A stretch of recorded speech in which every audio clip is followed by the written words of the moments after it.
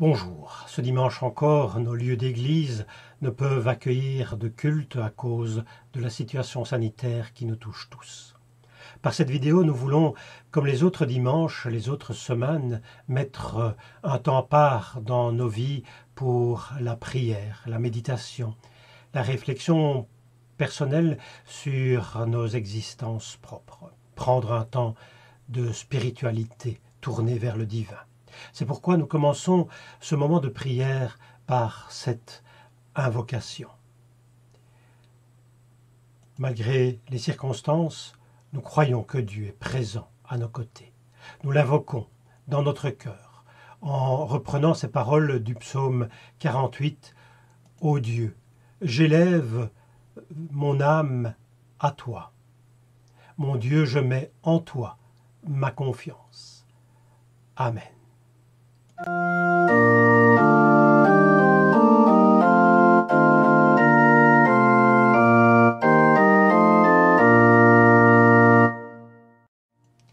Ce dimanche a pour thème, dans le déroulement de l'année liturgique, la Trinité.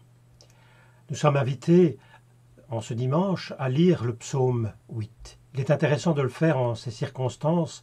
L'auteur de ce psaume réfléchit sur le divin. Il contemple alors le monde qu'il pense, qu'il conçoit comme une création. Il contemple le ciel, les astres, mais aussi l'homme et sa place dans la création. Il parle aussi de la nature. Et en contemplant, en pensant à cela, il dit la grandeur de Dieu. C'est une expérience spirituelle fort intéressante qui est décrite, me semble-t-il, l'homme qui contemple le monde et la manière dont les choses se passent, et se tourne alors vers le divin, car en contemplant toute la création, il en fait l'expérience de la grandeur du divin. Seigneur notre Dieu, que ton nom est admirable dans l'univers tout entier. Quand je contemple le ciel que tes doigts ont façonné, les étoiles et la lune que tes mains ont disposées, je me dis, qu'est-ce que l'homme pour que tu en prennes soin? Qu'est-ce que le Fils de l'homme pour t'intéresser à lui? Pourtant tu l'as fait, il lui manque peu, un rien pour qu'il soit égal à Dieu. De beauté, de dignité, d'honneur, tu l'as couronné. Tu lui donnes de régner sur les œuvres de tes mains. À ses pieds, tu as placé tout ce que tu as créé. Le bétail, gros ou petit, et les animaux sauvages, et les oiseaux dans les airs, et les poissons de la mer, tous les êtres qui parcourent les sentiers des océans. Seigneur, notre Dieu, que ton nom est admirable dans l'univers tout entier.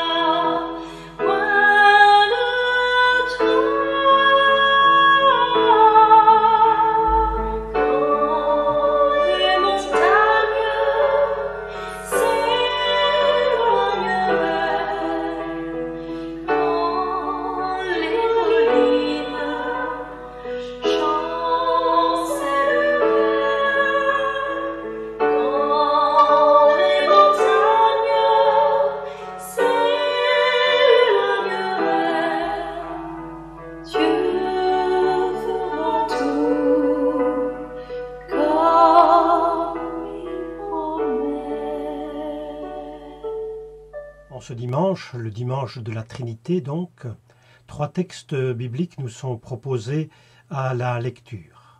Nous en avons choisi un pour notre méditation, le premier texte, celui de l'Exode au chapitre 34, les versets 4 à 9. Moïse tailla 2 tablettes de pierre semblables aux précédentes. Tôt le matin, il monta sur le Sinaï, conformément à l'ordre du Seigneur, il emportait les 2 tablettes. Le Seigneur descendit dans la colonne de nuée et se tint là, à côté de Moïse. Il proclama son nom, le Seigneur. Puis il passa devant Moïse en proclamant encore « Je suis le Seigneur, je suis un Dieu plein de tendresse et de bienveillance, lent à la colère, riche en bonté et en vérité. Je manifeste ma bonté envers les êtres humains jusqu'à 1000 générations, en supportant les péchés, les désobéissances et les fautes. Mais je ne tiens pas le coupable pour innocent. J'interviens contre lui qui a péché, contre ses enfants et ses descendants jusqu'à la 3e ou la 4e génération. » En toute hâte, Moïse se jeta à terre pour adorer le Seigneur. Puis il s'écria « Seigneur, puisque tu m'as accordé ta faveur, je t'en supplie, accompagne-nous. Je sais bien que ces gens sont rebelles, mais pardonne nos péchés et nos fautes, et considère-nous comme ton peuple. »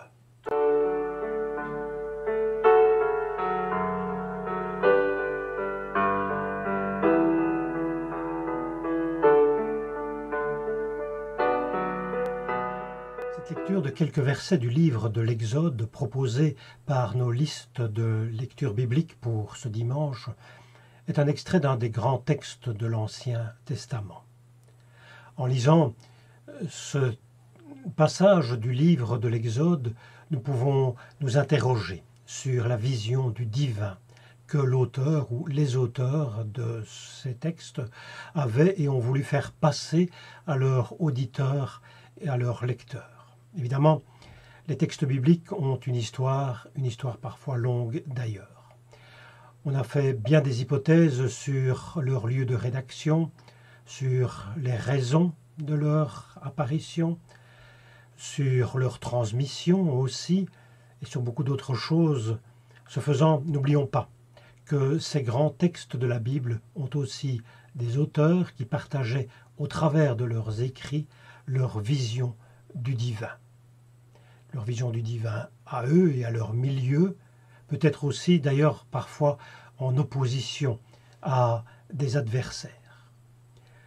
Nous pouvons bien sûr aussi prendre la liberté de réfléchir sur notre vision du divin au travers de ces écrits, comme l'ont fait bien des générations avant nous aussi.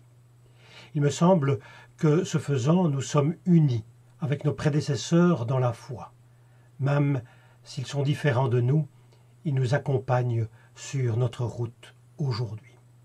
C'est pourquoi nous avons voulu, pour rappeler combien ces grands textes ont inspiré les générations précédentes, nous avons voulu montrer quelques œuvres d'art s'inspirant de l'épisode biblique Moïse et les tables de la loi, puisque notre texte fait partie de ce grand épisode.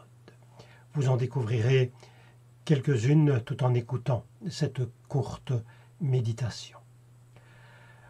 Le contexte de l'histoire qui nous est ici raconté est celui d'une rencontre entre Dieu et Moïse sur le mont Sinaï. Une histoire généralement plus ou moins connue, une histoire assez longue puisqu'elle occupe une bonne partie en fait du livre de l'Exode et fait partie de toute cette longue aventure de la sortie d'Égypte du peuple de son cheminement dans le désert. Il y a sous-jacent à ce texte, ou plus explicitement d'ailleurs dans l'histoire, une vision du divin qui transparaît. Je reprendrai ici 2 traits de cette vision du divin, cette manière de réfléchir le divin qui font partie de la foi de l'auteur ou des auteurs, de la manière dont ils pensaient le divin. 2 traits qui me semblent porteurs de sens pour nous aujourd'hui encore, des traits qui résistent à l'histoire, qui ont aussi, me semble-t-il, des accents d'évangile. Ainsi, il me semble que l'auteur du texte qui nous dit sa perception du divin, sa foi en Dieu, sa manière de penser Dieu comme un Dieu qui se révèle dans cette rencontre, comme un Seigneur qui se cache en quelque sorte, un Seigneur qui est discret. Il est dit, le Seigneur descendit dans la colonne de nuée. Ce n'est pas la première fois d'ailleurs que cette expression apparaît dans le livre de l'Exode. Cette nuée, cette colonne de nuée joue un rôle important pour dire la présence de Dieu, pour guider le peuple. Un Dieu discret, si l'on veut. Discret quant à son être.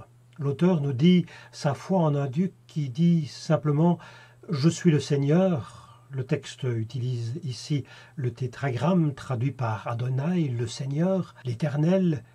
Vous pouvez percevoir certaines de mes actions, dit Dieu, mais pas plus. Il se dissimule dans une colonne de nuée, un brouillard. Le Seigneur descendit dans une colonne de nuée, nous dit le texte. On ne peut pas le voir, on ne peut pas le saisir, on ne peut pas l'objectiver, en faire un objet, tel un veau d'or, mais ne faut-il pas étendre cela et dire que l'on ne peut pas en faire aussi un concept, une définition, une théorie que l'on adorerait après, alors qu'il se révèle par des actions et non par une définition. Certains diront qu'il est un Dieu d'une révélation de son action avant que d'être un Dieu d'une définition. Je pense que pour beaucoup, au travers de cette réflexion, on devrait se méfier des définitions de Dieu que souvent, trop souvent, l'on donne. Dieu est ceci, Dieu est cela, c'est vite dit. La foi de l'auteur de ces textes est plutôt celle de quelqu'un qui perçoit Dieu comme indisible en soi. Un Dieu qui se cache, qui se révèle par ses actions, mais jamais par une définition de sa personne. Mais l'auteur du texte dit un autre trait de sa perception du divin, Dieu de pardon et de rejet du mal. Les deux sont liés dans ce texte. Dieu se révèle comme un Dieu de pardon, mais aussi un Dieu qui n'accepte pas, qui rejette le mal. Les deux sont inséparables. C'est du reste intéressant de souligner ceci, tant il est vrai que parfois le pardon est compris comme une acceptation du mal. Or, il n'en est rien ici. Ce pardon n'est-il pas plutôt un choix de vivre le mal et en surmontant ce mal sans en plus y ajouter de la rancune ou une autre idée qui ronge la victime? Je vous laisse cela à votre réflexion. Le texte ajoute encore d'autres traits pour souligner ce Dieu de pardon. Il parle d'un Dieu qui fait grâce, qui est lent à la colère, fidèle dans son pardon, un pardon bien plus grand que ne le mérite la faute. Et cela est souligné aussi dans ce texte, ce Dieu qui pardonne bien au-delà de ce que mériterait la faute. Le rapport est de 3 ou 4 pour 1000, 3 ou 4 condamnations pour 1000 pardons, en quelque sorte. Je manifeste ma bonté envers les êtres humains, dit le texte, jusqu'à 1000 générations, en supportant les péchés, les désobéissances et les fautes, mais je ne retiens pas le coupable pour innocent. J'interviens contre celui qui a péché contre ses enfants et ses descendants jusqu'à la 3e ou la 4e génération. On voit ici ce Dieu qui pardonne 1000 fois, un chiffre incommensurable en quelque sorte. Et je voudrais reprendre ici cette réflexion, je voudrais terminer en fait cette réflexion par ce texte d'une contemplative dont je n'ai pas retrouvé le nom, qui illustre ce propos. Un court texte, mais qui dit bien les choses, me semble-t-il. Moïse, tout d'abord, demande à Dieu de lui montrer sa gloire, c'est-à-dire de lui montrer qui il est. À cela, le Seigneur répond, Dieu tendre et miséricordieux, lent à la colère, plein d'amour et de fidélité. Il invite donc à capter ses gestes de bonté envers les humains.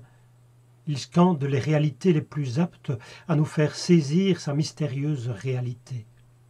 La tendresse de son cœur maternel, la miséricorde dit le cœur sensible de Dieu à toute souffrance et à toute vulnérabilité de ses enfants, son invincible patience face à nos lenteurs à aimer en acte et en vérité, bref, son amour invincible, toujours fidèle pour accomplir ses promesses. Cette déclaration divine d'amour traversera toute l'histoire biblique et ira en s'amplifiant à travers les prophètes. Et j'ajouterai jusqu'à se dire dans l'Évangile. Amen.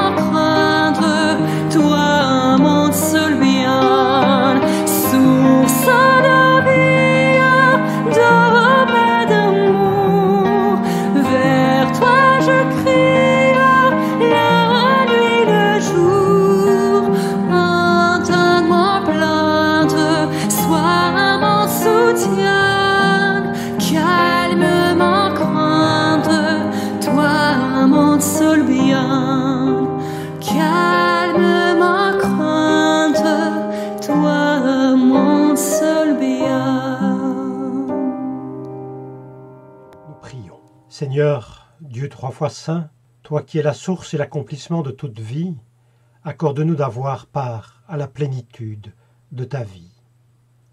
Nous te prions pour toutes celles et ceux dont la vie est limitée par la maladie ou le handicap, pour toutes celles et ceux qui se sont coupés de la vie, ou qui se sentent spoliés ou exploités dans leur vie, pour toutes celles et ceux dont la vie est un fardeau. Seigneur Dieu trois fois saint, toi qui es la source et l'accomplissement de tout amour, nous t'en prions. Donne-nous d'avoir part à la plénitude de ton amour.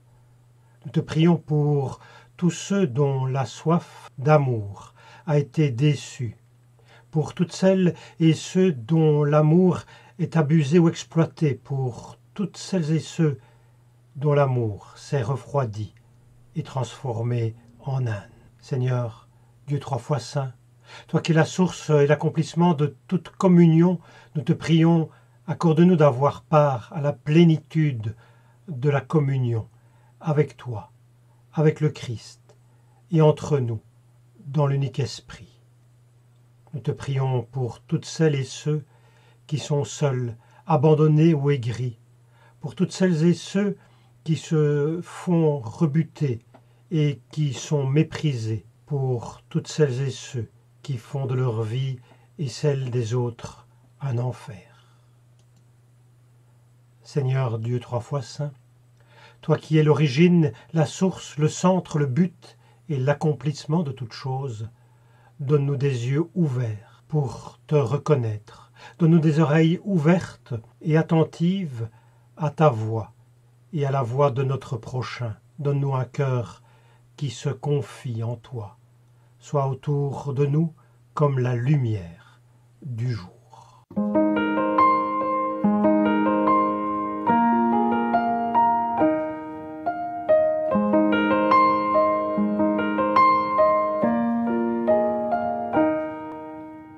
Et nous terminons ce moment de recueillement par cette bénédiction. Dieu est le pèlerin busqué dans notre aventure humaine. Il est de tous nos voyages. Il est sur nos grandes routes et sur nos chemins de traverse, sur nos terres ensoleillées et dans nos bas-fonds obscurs, présent à toutes nos aurores et à tous nos crépuscules. Il reste avec nous quand il fait jour et quand il fait nuit. Il nous bénit et nous garde. Et nous donne sa paix qui nous accompagnera tous les jours de notre vie. Amen.